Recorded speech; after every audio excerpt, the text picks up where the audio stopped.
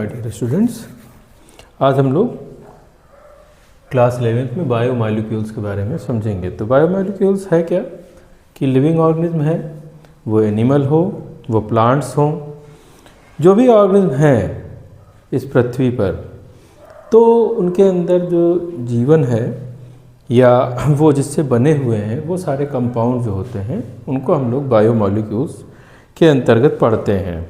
इसमें कई प्रकार के हो सकते हैं, मेजर एलिमेंट होते हैं, माइनर एलिमेंट होते हैं, कुल मिलाकर 27 टाइप के जो है इसमें एलिमेंट पाए जाते हैं। इसमें बहुत ज़्यादा संख्या में जो हमारे जो बहुत ज़्यादा मात्रा में पाए जाते हैं उसमें कार्बन, हाइड्रोजन, ऑक्सीजन और नाइट्रोजन, ये सारी जो चीज़ें होती हैं ज़्यादा मात्रा में पाई जाती हैं।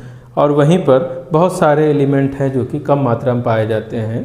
तो जैसे कि आयरन हो गया, मैग्नीशियम, मैग्नीज, इस तरह के बहुत सारे एलिमेंट होंगे जो कि कम मात्रा में पाए जाते हैं। तो यहाँ पर जो मॉलिक्यूल्स होते हैं वो कई भागों में कैटेगराइज किए गए हैं। अगर हम लोग देखें तो लिविंग ऑर्गेनिज्म में कई प्रकार के जो है लिविंग ऑर्गेनिज्म और नॉन लिविंग ऑर्गेनिज्म में अगर हम लोग कंपेयर करें तो जैसे ह्यूमन की बॉडी में और अर्थ क्रस्ट में कंपेयर किया जाएगा तो वहाँ पर जो हाइड्रोजन की मात्रा है ह्यूमन बॉडी में वो 9.5% है, वहीं पर पृथ्वी में ये 0.14% है। ह्यूमन की बॉडी में जो कार्बन है वो 18% है और वहीं पर जो कार्बन है अर्थ क्रस्ट में वो 0.03% है और यही कंट्रीब्यूट करती है कार्बन डाइऑक्साइड बनाने में। ऑक्सीजन जो है ह्यूमन की बॉडी में 65% है और बाई वेट है ये, जबकि ये अर्थ क्रस्ट में 46% के आसपास है। नाइट्रोजन बहुत कम मात्रा में पाई जाती है इन्वायरमेंट में या पृथ्वी में, मगर हमारी बॉडी में 3.3% पाई जाती है। तो उसी प्रकार से जो सिलिकॉन है वो अर्थ क्रस्ट में बहुत ज़्यादा अबाउंडेड मात्रा में 27% पाया जाता है, वहीं पर हमारी बॉडी में बिल्कुल कम पाया जाता है, नेग्लिजिबल होता है। सोडियम और सल्फ़र की बात करें तो इनका जो कंपोजिशन है, सल्फ़र जो है हमारी बॉडी में जो सल्फ़र है वो 0.3% और वहीं पर अर्थ क्रस्ट में 0.03% है। सोडियम की बात, सोडियम जो है हमारी बॉडी में बहुत कम मात्रा में 0.2%, वहीं पर सोडियम अर्थ क्रस्ट में 2.8% के आसपास पाया जाता है। तो इस प्रकार से बहुत सारे जो कंपोनेंट हैं, जो नॉन लिविंग टिश्यू के अंदर बहुत सारे इनऑर्गेनिक कंपोनेंट भी पाए जाते हैं, जैसे कि sodium, potassium, calcium, magnesium, water, ये सभी जो है इनऑर्गेनिक कंपाउंड भी इसके अंदर पाए जाते हैं। ऑर्गेनिक, इनऑर्गेनिक वो चीज़ें होती हैं, ऑर्गेनिक का मतलब होता है जिनके अंदर कार्बन पर प्रेजेंट है और जिनके अंदर कार्बन नहीं प्रेजेंट होता वो इनऑर्गेनिक सब्सटेंसेस कहलाते हैं। हम लोग अगर देखें तो जो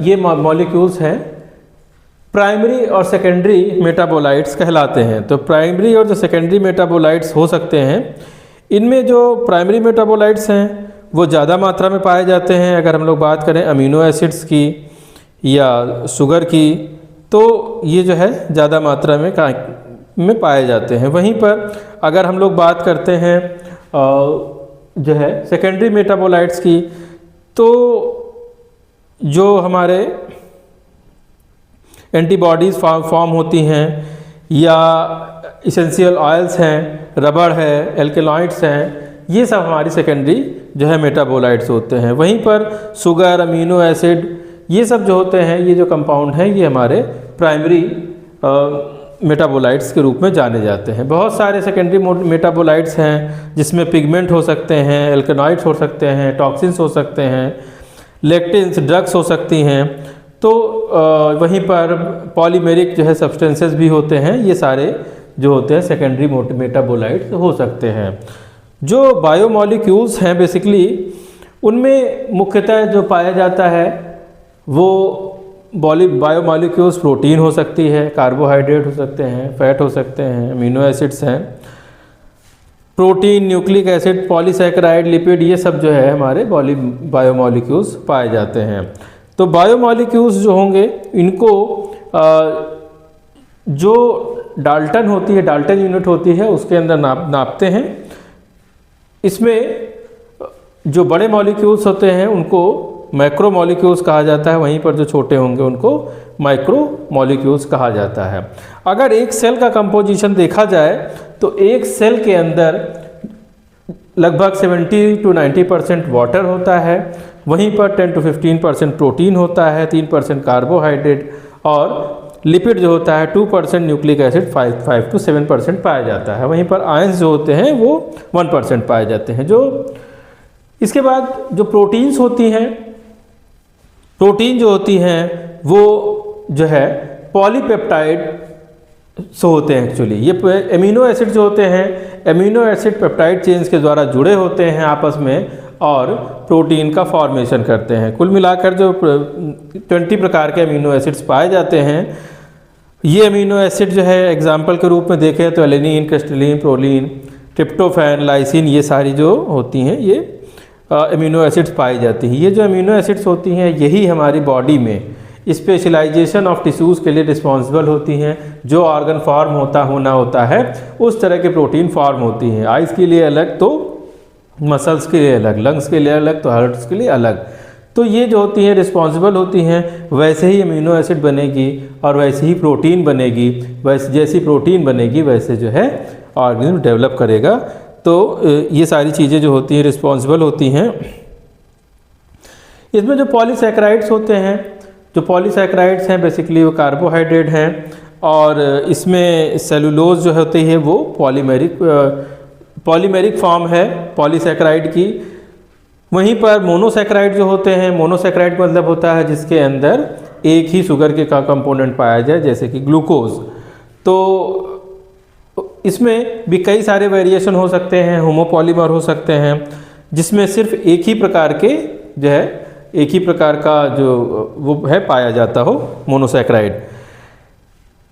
इसी जो है इन्युलिन जो होता है वो पॉलीमर होता है फ्रक्टोज का, और भी बहुत सारे जो हमारे पॉलीसैकेराइड्स पाए जाते हैं, फ्रक्टोज वगैरह भी पॉलीसैकेराइड्स हैं। बहुत सारे हमारी बॉडी में बिल्डिंग ब्लॉक मटेरियल होते हैं। अमीनो एसिड्स का जो होती है वो कहीं ना कहीं फिक्स होती है।